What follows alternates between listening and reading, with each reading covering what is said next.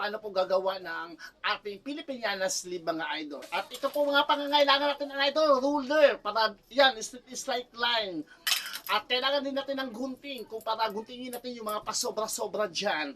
At higit sa lahat, kailangan din natin ng plato kasi nga napakahalaga nito para sa bilog-bilog yung sa mga kurba-kurba mga idol, plato.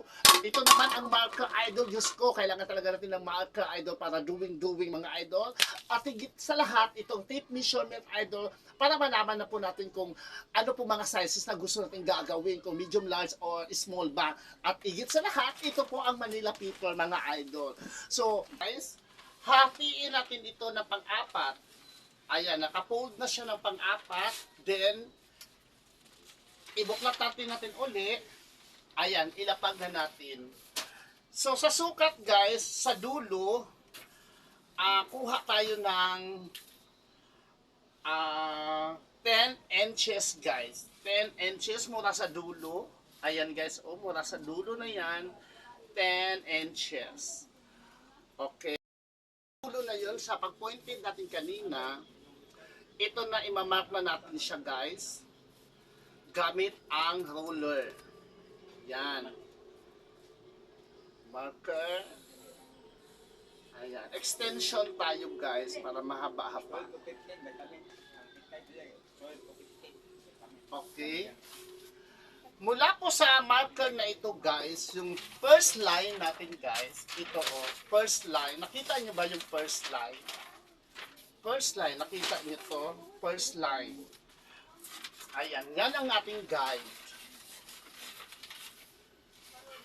Sa guide na yan, guys, kukuha tayo ng 5 inches mula sa pointed na gitna.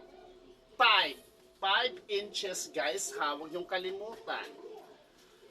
Yan, pointed. Pagkatapos niyan, marker. Vertical line, guys, ha, vertical lines. Lahat ay vertical lines. Ayan. Meron na tayong dalawang linya o line, vertical. Nakita nyo ba, guys? First line, yan. Ayan, nakita nyo?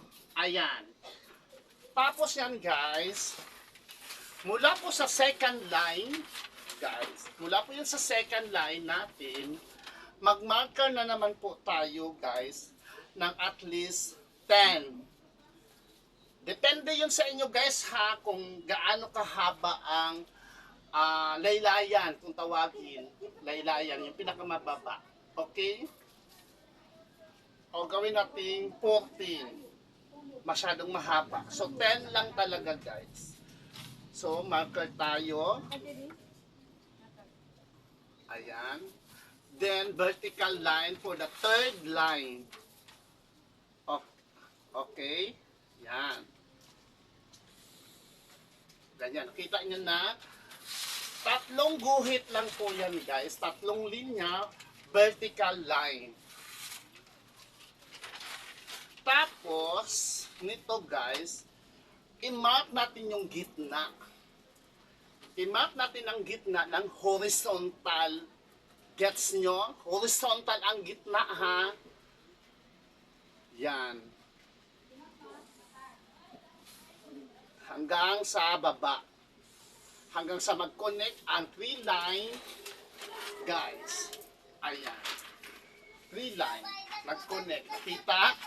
First line, then 5 inches second line, and the third line, yung pinakalaylayan, ay 10 inches. Balik. Mula sa dulo na ito, guys, ito na. Mag-point na tayo, guys, line. Kailangan natin ng ano, guys, sa laylayan, guys, kuha lang tayo ng 5, guys. 5 half, 5 inches. Ang 5, ilagay sa gitna ng linya, ng horizontal. Tapos, i-vertical mo ang 1. Ayan, guys, linya. Parehas lang yan sa kabila. Linya. Sa third line naman, guys, nakuha nyo, Lagyan ko to ng point ha, ganyan. Ayan.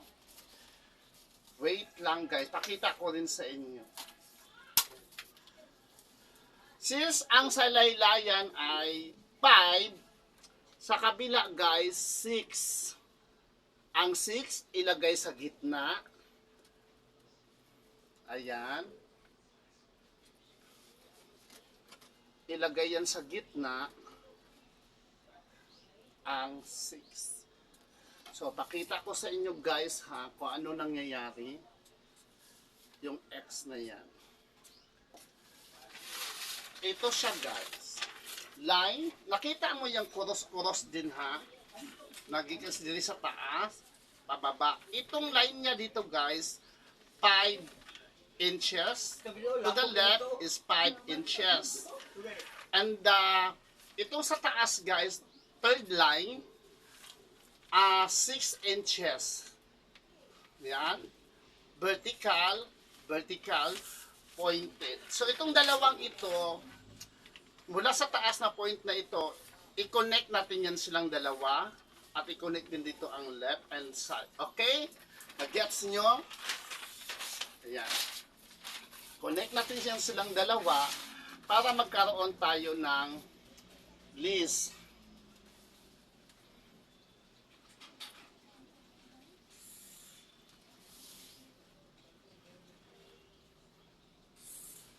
O, ayan. Na-connect na natin siya. Ito na.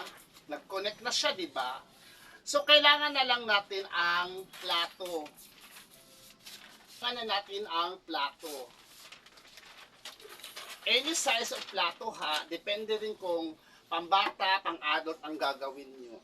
So, ang plato na ito, igawin lang natin siyang trace mark. Ayan. Itong linya na ito guys, at saka linya din sa dulo, i-connect natin to sa pamagitan ng plato para magkaroon tayo ng sleeve na sa taas o ano bang tawag yan sa inyo.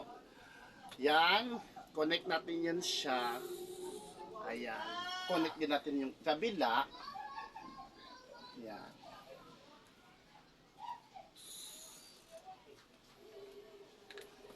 At ito na ang forma niya guys. See? Para nakagawa na tayo ng bahay. Gets? Tuloy ang...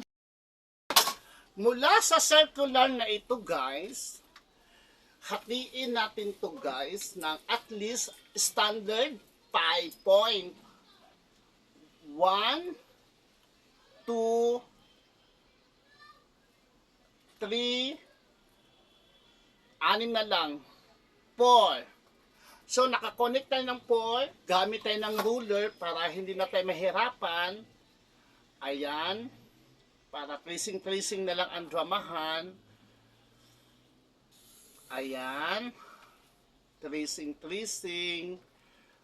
Okay, para mas madali guys. Kasi kailangan natin to para sa folding. Ayan. Tracing-tracing na lang ito.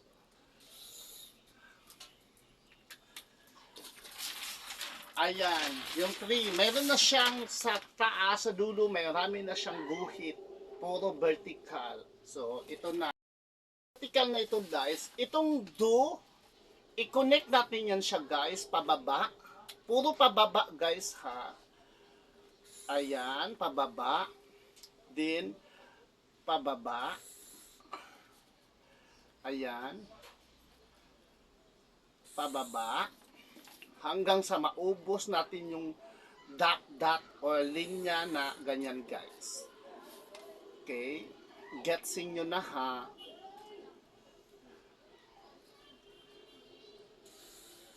Same lang po sa kabila.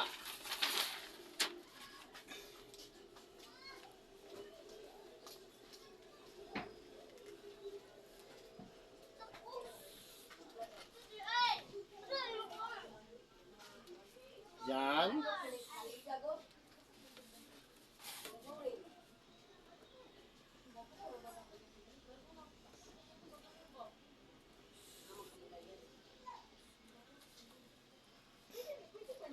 Ganito.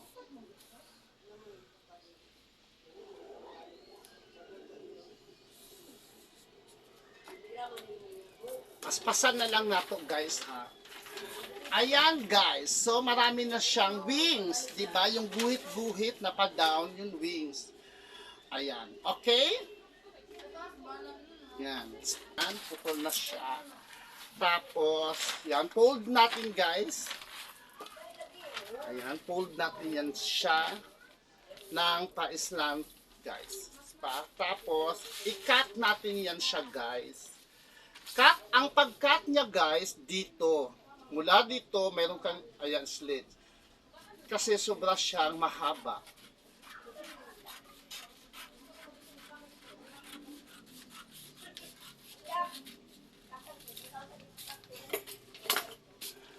Ito na ang resulta niya guys. Kasi na-cut-cut na natin sila.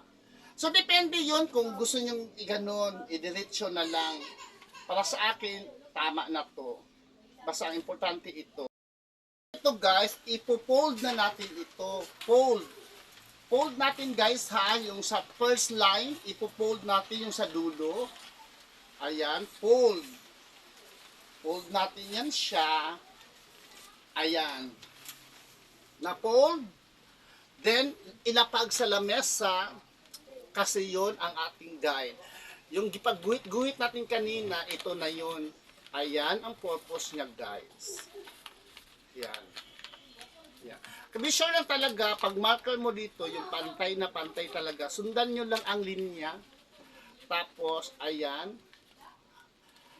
Ayan. Pa-curve kasi siya, di ba? Ayan, oh. Yan. Hanggang sa maubos. Left and right yan, guys, ha. Tapos, third line. Yan. Ayan. So, tingnan mo, nag-connect na siya, di ba? Nag-connect na siya. So, yun din ang gagawin natin sa kabilang side. Ganyan. Wait lang. Basta sundin nyo lang yung linya na nilinya natin kanina. Yung parang wings. Yan. Kasi yun ang guide. Okay. Hanggang sa dulo. Hanggang ito. Hanggang ayan. So, ayan na guys. Last. Ta. Tupi-tupiin. Wag ho kayong malalaka ang papel kasi masyadong malambot. Pero sa original nito, nakapatong ang tela nito, meron na siyang matigas na, kasi anong tawag doon? Ba yun ang bahala. Pampatigas. Ito na po yung linya. Diba? So, diba nakita niyo yung marker? Sobra, diba? Yan ang habulin natin para to connect. Ayan. Balik yan. Pinakita ko lang. Ayan. Para wala talagang daya. Okay? Ayan. Folding. Gets nyo? Cutting tayo guys. Kasi masyado siyang mahaba. Dito na naman sa laylayan. Cutting natin yan siya. Ayan. Fit mo. Yan. Tapos, para meron siyang allowance sa pagtahik. Tapos, dito naman sa armhole, kung tawagin niyang armhole, guys, sa adult guy, gagakuha lang tayo ng 18. Masyad, 18 guys, pabilog. Yan, 18. 18 inches ha, ilagay sa gitna. Lagyan ng marker para paggunting, chalks. Ayan. Yan. Oh, meron na siyang marker. So, connect na lang yan siya, doing. Kung kailangan nyo pa ng plato nito, bahala kayo, platito, whatever. Basta, mabilog. Pero sa bagay ko, gunting na lang, okay na. Diba? Yan. Cut sa gitna.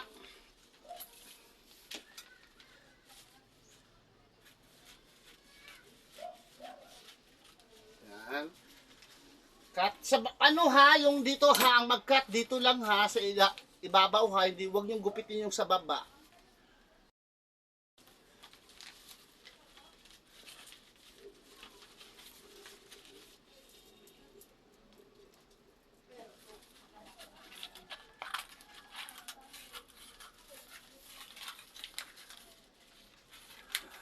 yung ang tawag nito, ano guys, yung armhole.